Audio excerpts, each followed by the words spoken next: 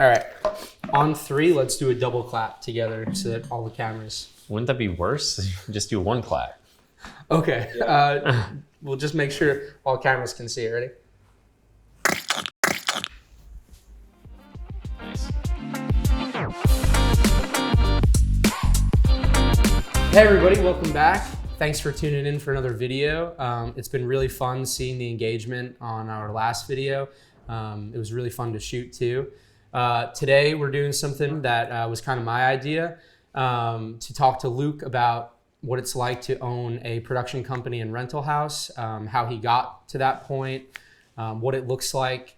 I feel like there are a lot of videos on YouTube where somebody gives the steps that they took to build a company, but a lot of the time I feel like those videos don't always include the details of that person's personal journey and how they got from point A to point B entirely. Luke is somebody that I connected with through work in the past year, and we've become good friends, and it's always interested in me and inspired me. So I thought that would be a valuable thing for us to have on the channel as well. And to give a little bit of context, I am a cinematographer and photographer, and I've been working in the industry for the past 3 years on my own journey, building a career. And Luke, you have been working in this industry for how long? Going on 10 years now. Yeah. Wow. Yeah. Started off in photography, and then always wanted to be a cinematographer.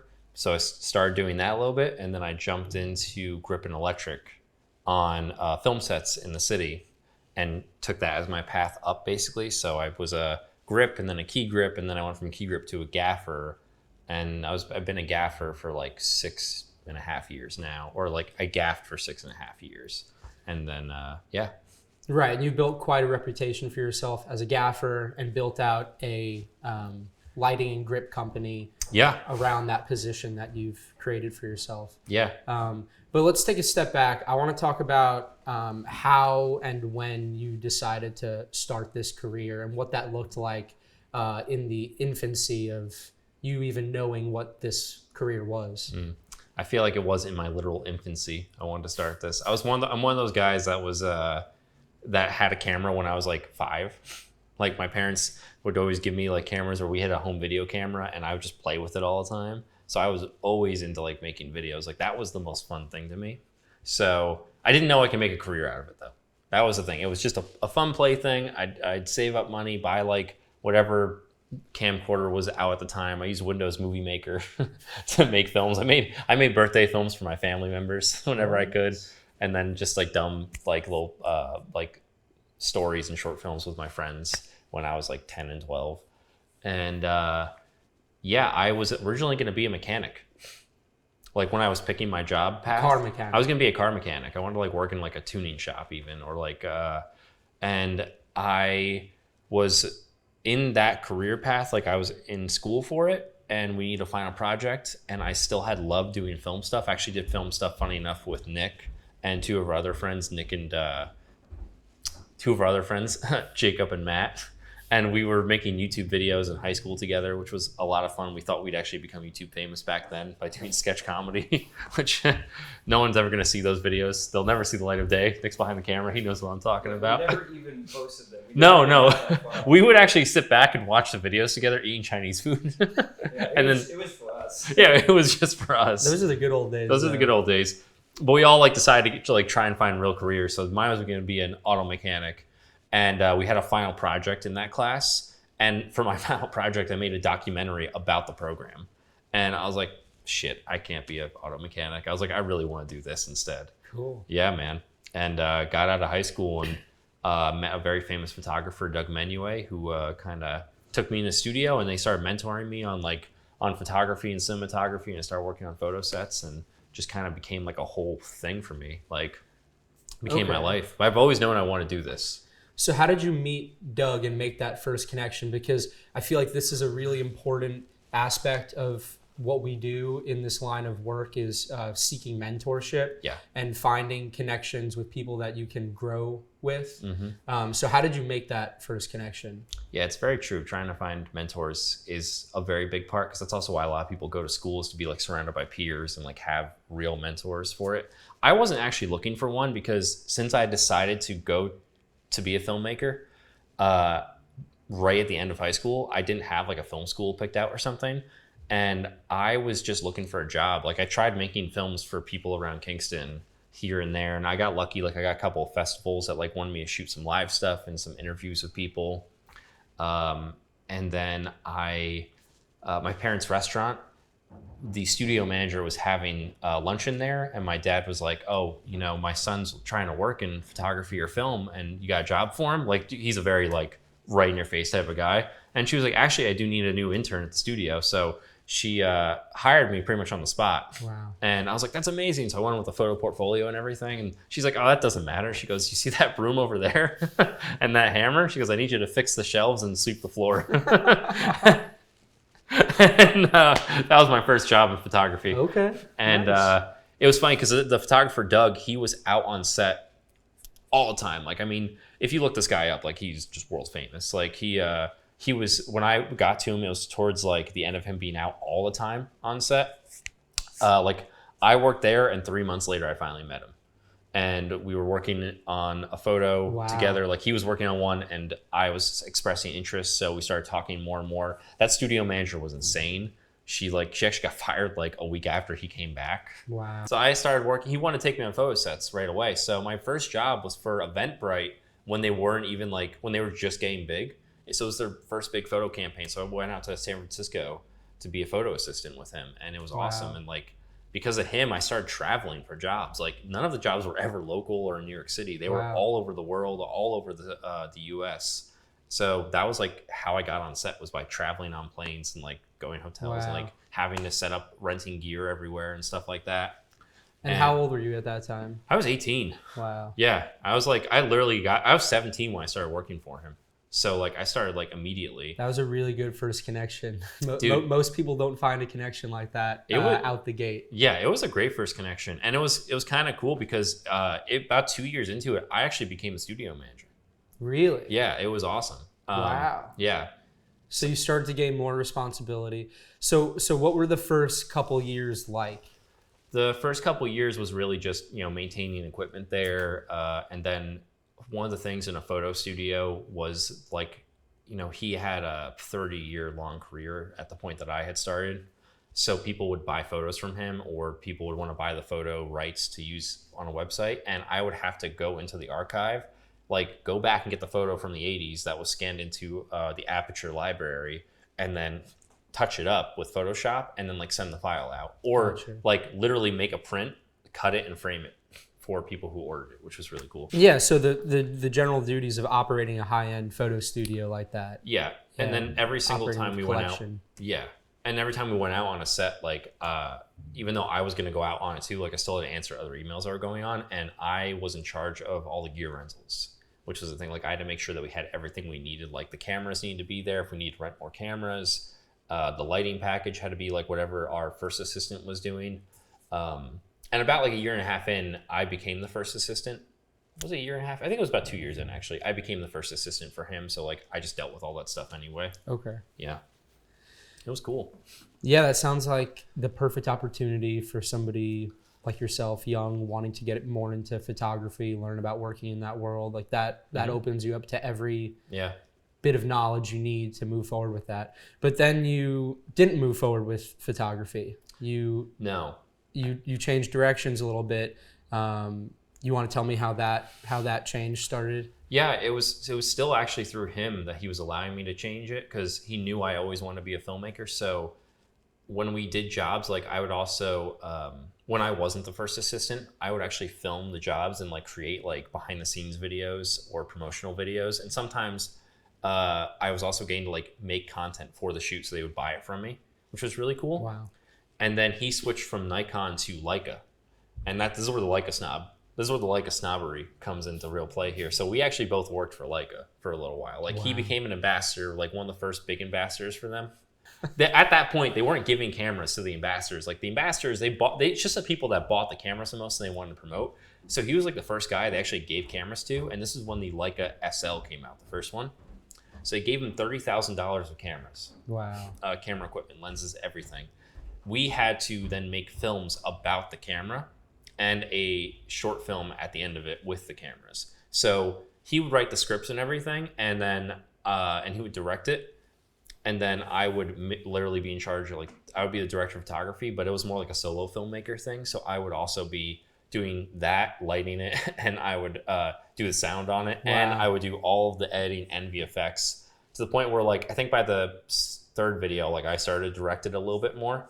And I had to basically do all this and report to him and Leica what was good and bad about the video with the camera. Because it was also, like, beta testing, which kind of created the Leica SL2 and the Leica SL2S. Dude, that's crazy. You had a hand in the evolution of. I know they won't give me the credit, but that's why I'm a Leica snob now. Wow. Like, okay, so you were making some good money at that point, though. You'd hope so. Okay. The Leica ambassadors get the cameras now. They do not get paid to make those videos. I see. Okay. So I made the money through him. Gotcha. Because he paid me to make them. Gotcha. Basically, I was like, I'm not doing this for free. Like, unless you want to give me cameras. But at that time, like, that wouldn't have meant really much to me. Right. So yeah, I got to do all that stuff, and that was really cool. But at that time, my friend Garland, who grew up with me around here, so we're both the same age, and we both really wanted to do film. He was already working on film sets, and he brought me onto some film sets. And film sets compared to photography sets, so different, so incredibly different. Like, there's so much work to do. It's such a pain in the ass, like, in a good way. But there's just so much more that has to happen on a film set, and, like, you've so much more to do as an individual person. On a photo set, it's more laissez-faire. Yeah. Like, there's really not that much going on. You don't even have to set your stands correctly. Like, you set something wrong on a film set, and in the day I started, you would be slapped upside the head and told to never come back to the set ever again and go fuck yourself. Oh my God. Like, when I started, it was still, like, kind of toxic, but, like, for a good reason. I feel like, everyone was extremely professional all the time. Right. Yeah. And so these were sets in the city mostly, or were these? These were sets in the city mostly. So okay. I did stuff in the city throughout New York City a lot. Like, I did some movies with Garland, and he kind of brought me up through the grip department. And all the photography work was all travel work. And that just became more and more travel work as time went on. And I made more and more money off those, funny enough. Because I went from being the first assistant to being the digitech.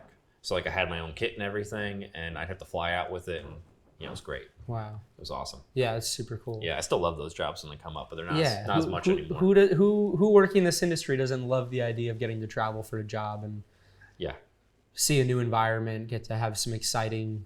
I feel like that's why you get into it. Yeah. Like, everyone wants to get into it for that reason. Very few get that out of it. Yeah, and you got it out the gate. So. Yeah, I didn't even want that originally. Yeah. It came out of nowhere. Yeah. Yeah. No, it's pretty cool. So you started working on film sets with Garland, and what was your first position? What was Garland doing, and what did he bring you on as? And then how do you get to working as a gaffer? So, different way for the gaffer thing, but Garland was usually the key grip, and sometimes he would be the best boy.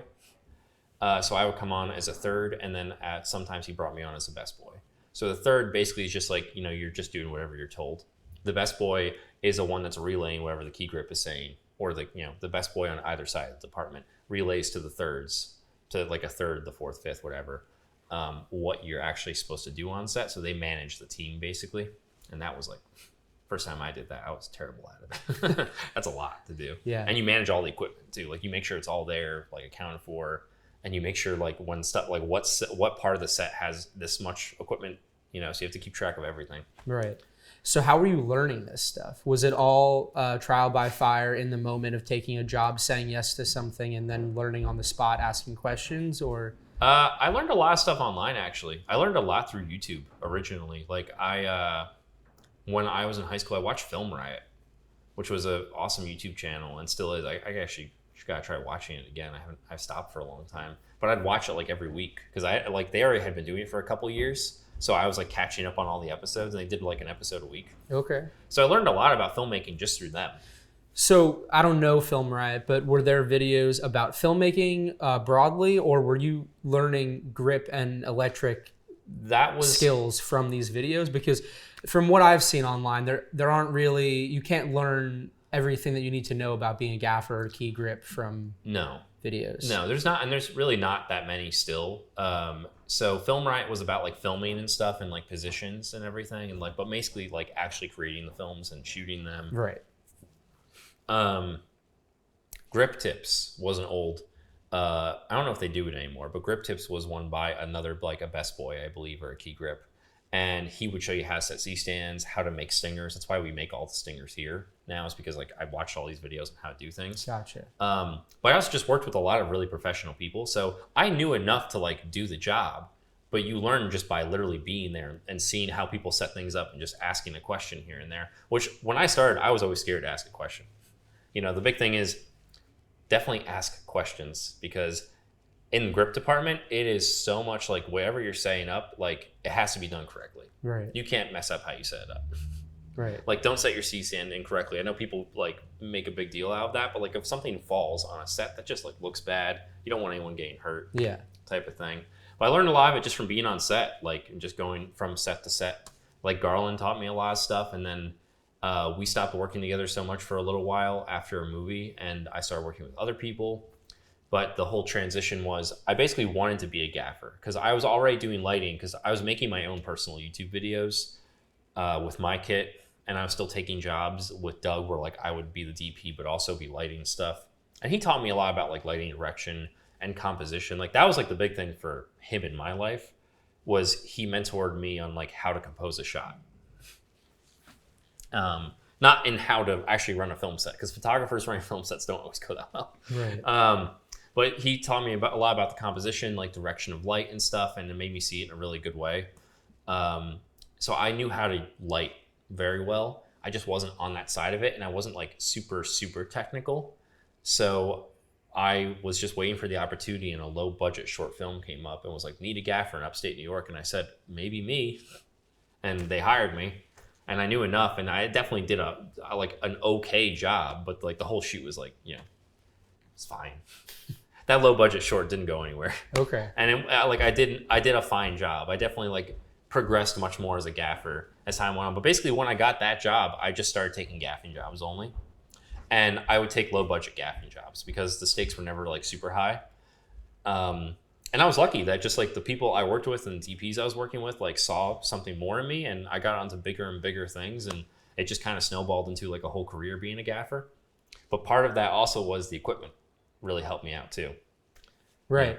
So why don't we start to get into that a little bit? So you've reached the point in your career where you've trained as a gaffer, you've taken on a bunch of jobs, you know the equipment that you're working with. Most of this equipment in your early days is being brought on through rentals that the production side of the gig is handling. Yeah. But why don't you try to break down the big job that you got that made creating your first production company feasible? Okay. Well, there's like two big jobs. So so when my ex-business partner and I were like working together a lot, I was living out on Long Island, and then he was in Queens, and then we were doing commercials and short films like all throughout the summer basically, and like traveling around New York doing that stuff. And I got a call to DP a short film out in Maine, because I was also still like DPing stuff as I was gaffing. Like I just was DPing like travel stuff and like interview work and stuff like that. And I always wanted to like DP bigger sets, but I just like wasn't there. It's more like a single shooter type of guy a lot of the time. Okay. So I got called to go DP a short film out in Maine, and he came out with me to be my gaffer. And we were like, how are we gonna get all of our stuff out there, man? Oh, also because you were like, we're gonna go out to like Maine, like do this. Like, how much do you guys have for like budget for the for lighting? They're like, oh, we have like $1,000. And I was like, I don't think that's enough. So like, it's like a 6 or 7 day film. Like, I don't think that's gonna be enough. So we both decided like, let's just buy some more stuff. And there's a Facebook group called Northeastern Lighting and Grip. And I saw this one guy, a VH1 show had shut down and closed production, so you're just selling everything. So we found this guy out in Massachusetts, and we went out and like I bought like a bunch of stuff. He bought a bunch of stuff, like Apple boxes, a couple of lights, like light panel, like Lecos and stuff like that. Bought my first Dana Dolly for $100. Wow. Which was crazy. $100 for a Dana Dolly. Yeah, Is that the same one we have here? No. Okay. In the split that you'll hear about at some point in this conversation, Right. The ex-business partner got that Dana Dolly. I have a new one, which is much nicer. Okay. I like that one a lot more. So we got called to do that. So we went and bought a bunch of stuff. We used $1,000 they had to rent some other equipment out in Maine to make it like all feasible. And we were like, how are we going to get out there? Like, what are we going to do for getting the equipment out? And it was like, they weren't able to like spend enough money on a U-Haul. We're like, this makes no sense. Like, we have all the camera stuff. Like, we can't fit this. Like, I was the only one that had a massive SUV. Like, he had a little tiny mid-size SUV. Like, that wasn't going to fit that much.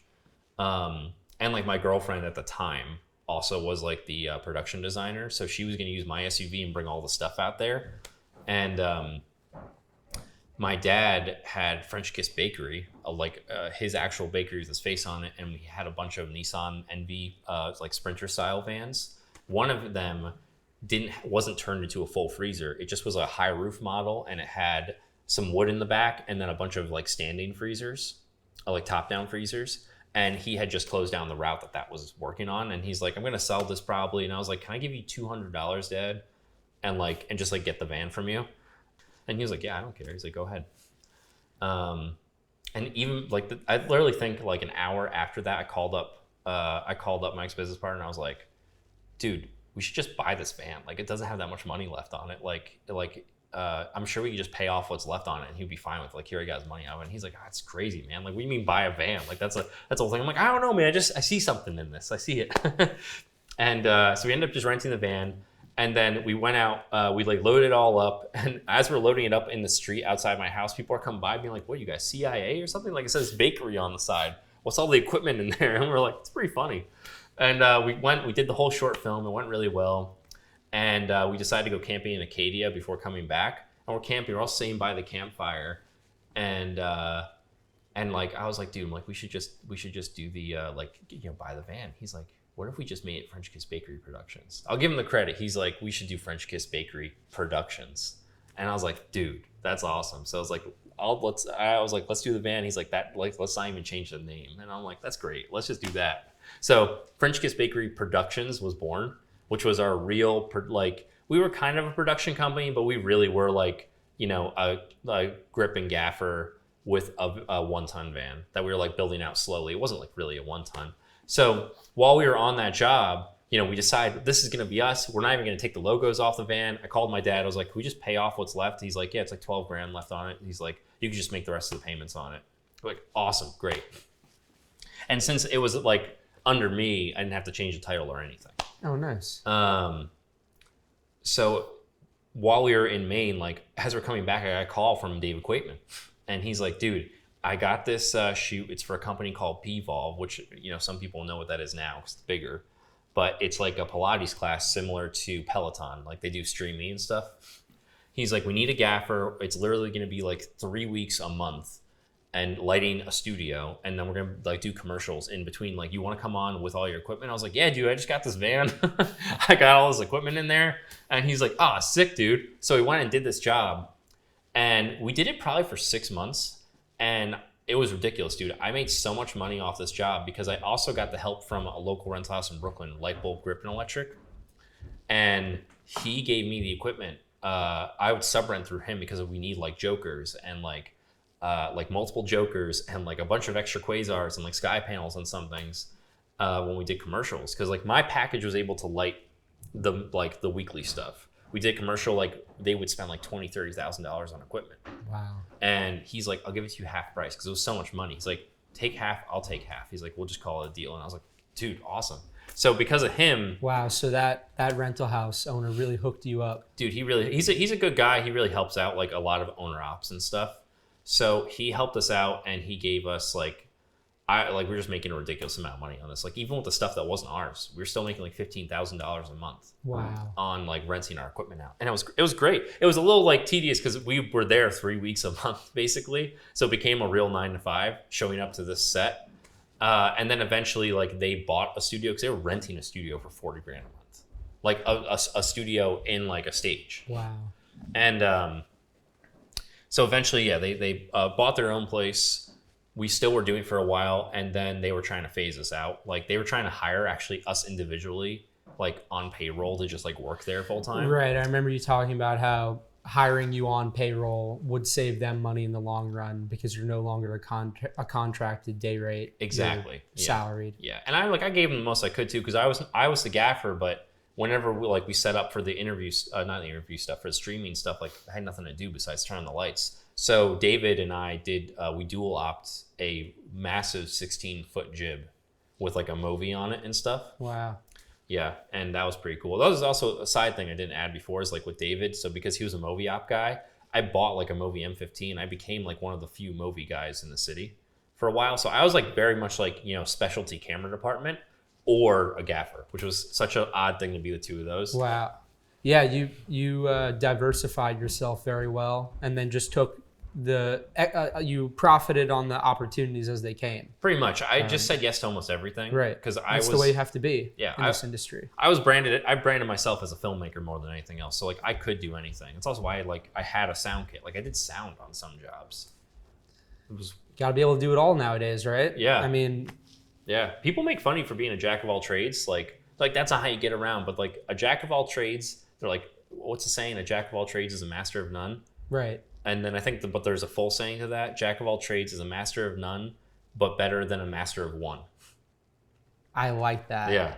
That's good. Because they just know more in general. Like it's not a bad thing. It's the best thing you could be as a jack of all trades. I completely agree. And Yeah. that's how I've tried to develop my career. Is I Mm-hmm. take as many opportunities as I can. And you've put me in a lot of new avenues to learn. And I think it only makes you more ideal for hire because you know more about Yeah. what's going on around you. Absolutely. A lot of young people who are considering starting a business might want to go into it with a partner for the sake of having somebody that they can count on, having a friend that they can work with. I think it's an attractive idea to a lot of people. But what do you feel are the pros and cons of being in that situation? I'm glad you said it like that, because there are pros and cons. It's not like it's either all great or all bad. There's benefits and downsides to both. And one of them being that like the pro of it is you have someone to lean on, either way. And for me, when I got a business partner, the reason I did it is because I wasn't comfortable like talking to people. Like I wasn't even comfortable directing people when I was like shooting. Like I just didn't want to be the one communicating to the talent for some reason. It just was like part of me, like how I didn't want to ask questions to things. And he did like doing that stuff. So it was really good for me to have someone that kind of filled that void. And then I was the one that like at the time of getting together, like I had already been working in G&E for like a long time. So I had a lot of experience. Like I met him after he jumped, like he was only, I think, I don't know off the top of my head. So we'll just say 6 months to a year in. And a lot of the work that we were getting was my work in the very beginning. So it was great. And he was great to work with on everything. And it was fantastic. The cons being that you guys share a bank account. And that can really dilute a friendship quite quickly, especially when you are making a lot of money. Because we did make a lot of money. But unfortunately, like all the money we put in, neither one of us were seeing the money back directly because it was being put back into the company or being there for safekeeping. So it was like working a minimum wage job for a company that was doing 6 figures. Right. Yeah, like we were clearing like $250,000 to $300,000 a year. Wow. And that did include our day rates. That was the one thing. Like we got paid our day rates, but we just weren't splitting the rentals anymore. Right. And that was a point of contention. So it's like you have to agree on everything, and you have to also accept that like when you have a business partner, however they live their lives, that's fine as long as you could do business together. Right. Like you do have to separate it, and I'd advise people not to do it with their best friends because it gets really hard to separate. It gets to the point where you don't want to see that person because they're gonna hound you about something at work or vice versa. When you just want to hang out, like you don't want to be talking business all the time, and it's so. I would say if you can go without a business partner, definitely do. But if it seems like a good business opportunity and you're both bringing a lot to the table, and you have a contract right in the beginning, go for it. Yeah, I think that's great advice. Yeah, and don't do it with your like actual friends. Right. That's a bad idea. Employ your friends. Employ your friends. Yeah, employ them. Yeah, I like that. Find them jobs.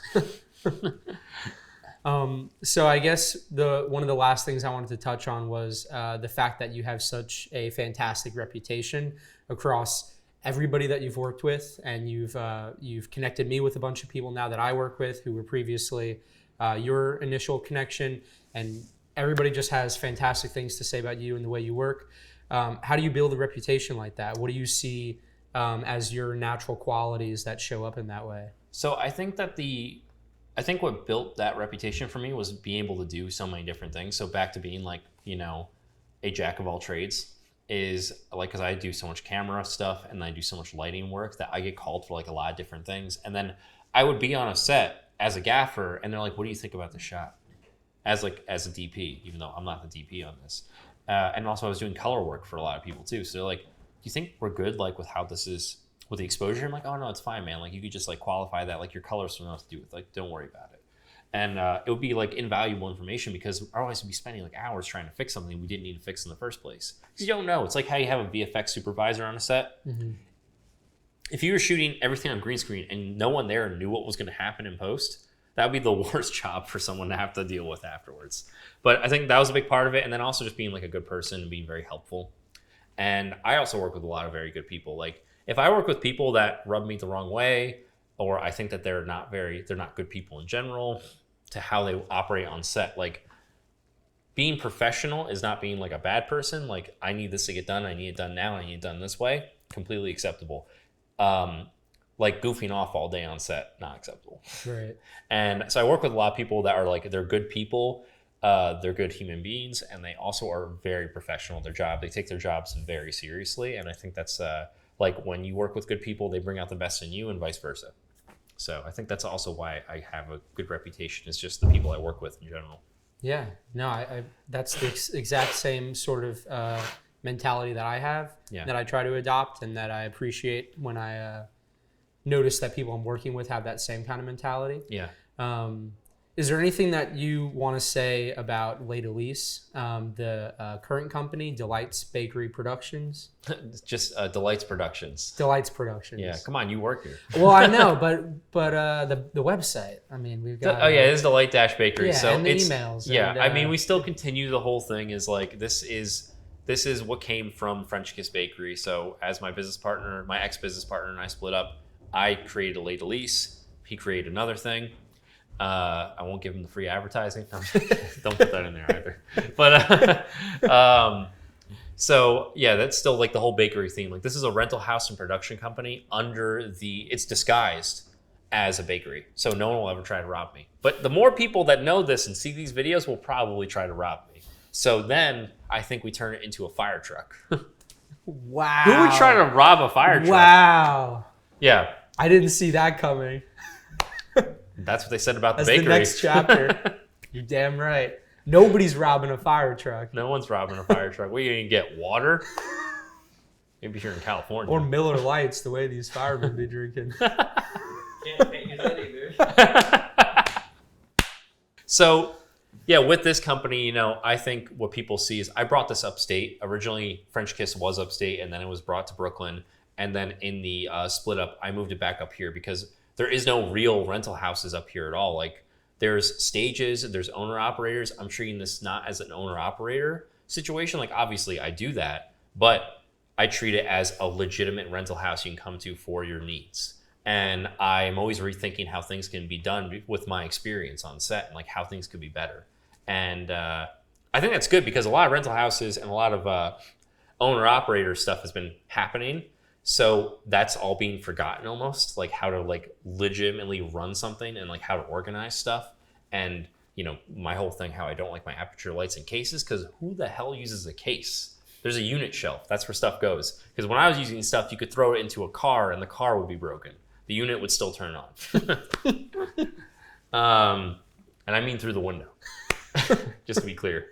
But yeah, so I put my I put my soul into all of this stuff, into making the bakery better and better every single time, and offering better things and also solutions. Like a lot of time, even if people are just renting from me, because they know me, they're also asking for advice on like how to go about something. So I'm building out like an order for them, even though I'm not the gaffer. Like if it's a really small shoot, And I'm like, well, if you use this, I think it'll be really better off. If it's like a one-man shoot, or like it's just a DP and like and they have a PA, it's helping with the lighting and stuff like that, which does not happen that often, but still happens too often.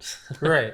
Or now there have been situations where you're getting me the opportunity to gaff and learn more about working in that position through a rental coming to the rental house that doesn't have the budget for you, but they still need a gaffer, so you can recommend me, and I get a chance to work on the job. And now I've learned a ton about gaffing in the past 6 months from working with you. Yeah, dude, and you're a good gaffer now. Thank you. It's great. Thank you. It's I'm learning from the best. I appreciate it. There's far better guys than me, but I'm up there. Like a snob. No, it's and that's the other thing too. Is also one of the things we're doing here is I'm trying to like connect all the local people. So like when you call me for a job, like I have people in New York City, obviously, that I've worked with forever, and I have people here. So there's a job upstate. I crew up the entire job for them. Like I give them a contact list. And that's part of like the bakery is also just like a way of bringing everyone together and getting everyone work, because ideally, like it's not great to just be the one guy doing everything. Like I do this and I'm successful at it because of the friendships I have in my work life and the people that I bring on the set and the people that bring my stuff on the set. But yeah, my wife is calling me again, so I do definitely have to go now. Okay. All right, we're going to wrap this up. Yeah, goodbye.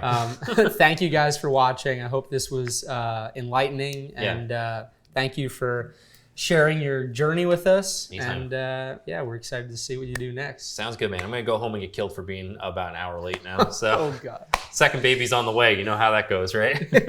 No. We don't. You guys should quit pulling focus and trying to pull a girlfriend, am I right? No, I'm kidding.